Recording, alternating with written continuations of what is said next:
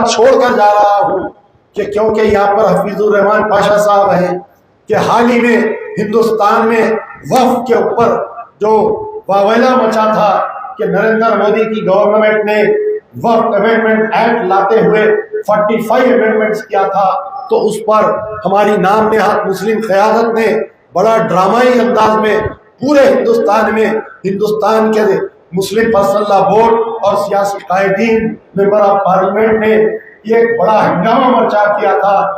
लेकिन बड़े अफसोस के साथ इस बात को मैं आपके सामने कहने में मुझे बड़ा अफसोस हो रहा है कि हिंदुस्तान में Telangana state is the first state to implement Waqf amendment act.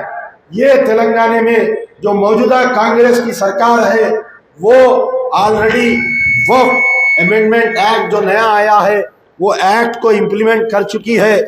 मैं हमारे हफीजुर रहमान पाशा साहब के सामने ये गवर्नमेंट का आर्डर दे रहा हूँ, ये तेलंगाना गवर्नमेंट का आर्डर है, क्योंकि मेरी तकरीर को इंटेलिजेंस वाले, स्पेशल ब्रांच वाले, सेंट्रल इंटेलिजेंस वाले सुन रहे हैं, तो मैं चाहता हूँ कि अमित शाह, नरेंद्र मोदी, यहाँ के चीफ मिनिस्टर रेवंत रेड्डी को मुबारकबाद दे और उन तमाम उलमा मशाइखीन, ये जियो आकर 12 अगस्त के दिन ये जियो आया, यहाँ के चीफ एग्जीक्यूटिव ऑफिसर वक्फ बोर्ड को हटाने के लिए, एक ईमानदार ऑफिसर को हटाने के लिए एक साजिश की गई और यहाँ के हाई कोर्ट में एक ऑर्डर, हाई कोर्ट में एक पिटीशन डाला गया। 5 अगस्त के दिन एक ऑर्डर आया हाई कोर्ट का कि क्योंकि जो मौजूदा चीफ एग्जीक्यूटिव ऑफिसर है उसका तकर्रुर जो है एडिशनल कलेक्टर रैंक है, as per the new Waqf act होना तो ये चाहिए कि जॉइंट सेक्रेटरी कैडर किसी आदमी को यहाँ पर जो है चीफ एग्जीक्यूटिव ऑफिसर डाला जाना चाहिए। ये एक पिटीशन हाई कोर्ट में डाला गया और बगैर किसी ताखिर के हाई कोर्ट के जज ने एक जजमेंट पास किया।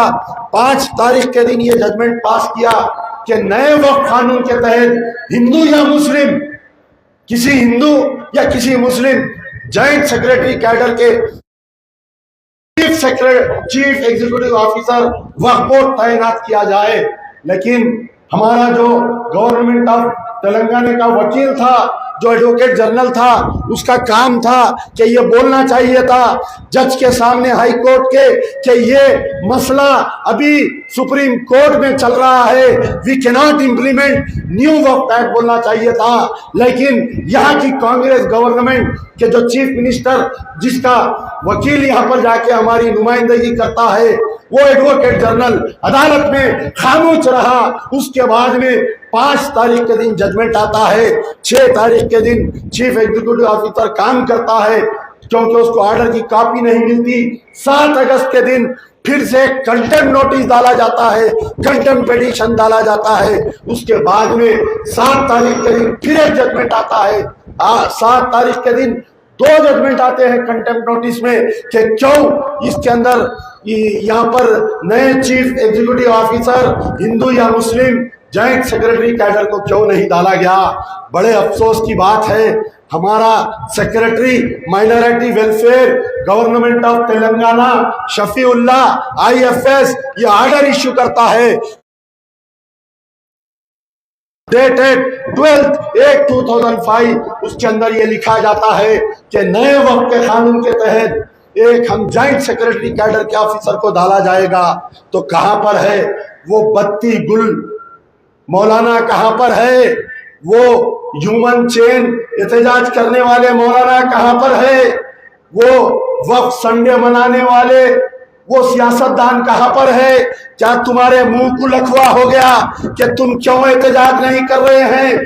12 अगस्त सितंबर 1 महीना हो गया ये गवर्नमेंट ऑर्डर आकर, लेकिन सब खामोश बैठे हुए हैं। किसकी हिदायत के लिए खामोश बैठे हैं? मैं बड़े माजरत के साथ all India Muslim personal law board के सदर, क्योंकि आपका ताल्लुक भी हैदराबाद से है, पूरे हिंदुस्तान के मुसलमान आपकी तरफ नजर उठाए बैठे हैं। खालिद सैफुल्लाह रहमानी, मौलाना खालिद सैफुल्लाह रहमानी को यह ऑर्डर मैंने व्हाट्सएप के बड़े बड़े उलमा मशाइखीन को मैंने ऑर्डर व्हाट्सअप किया और उनके करीबी लोगों को फ़ोन किया। हालिया में ये हमारा असेंबली इंतखाबात हुआ, मैं चाहता था क्या ये मसला असेंबली में उठे, लेकिन ये मसला किसी एमएलए ने असेंबली में नहीं उठाया।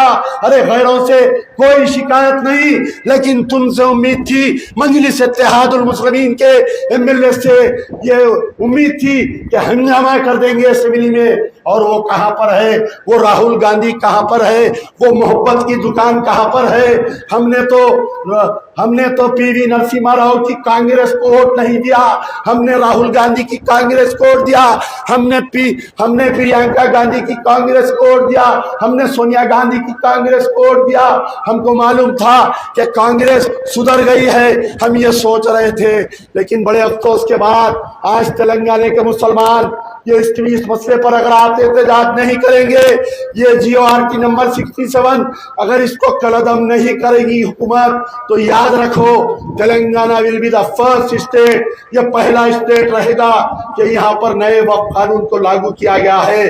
मैं तमाम उलमा से अदबन गुजारिश कर रहा हूँ कि इस जियो के खिलाफ में एहतजाज करे। प्यारे नबी सल्लल्लाहु अलैहि वसल्लम के जलसे में मौजू से हटकर इसलिए कह रहा हूँ कि वक्फ इस हमारा जो वक्फ है ये एक हमारा हिस्सा है, हमारे मजहब का हिस्सा है, हमारे इस्लाम का हिस्सा है, इसलिए इस पर एहतजाज करना ज़रूरी है। इस पर रोशनी डालिए। दिल्ली के और यूपी के दो मुखर्री रहे। मैं आप लोग जब दिल्ली जाएंगे, उत्तर प्रदेश जाएंगे, तो आप लोग वहाँ के मीडिया में ये बात लाए ताकि राहुल गांधी और प्रियंका गांधी को अखलाकी दबाव हो और उनकी तेलंगाना गवर्नमेंट ये जियो को विड्रा करे।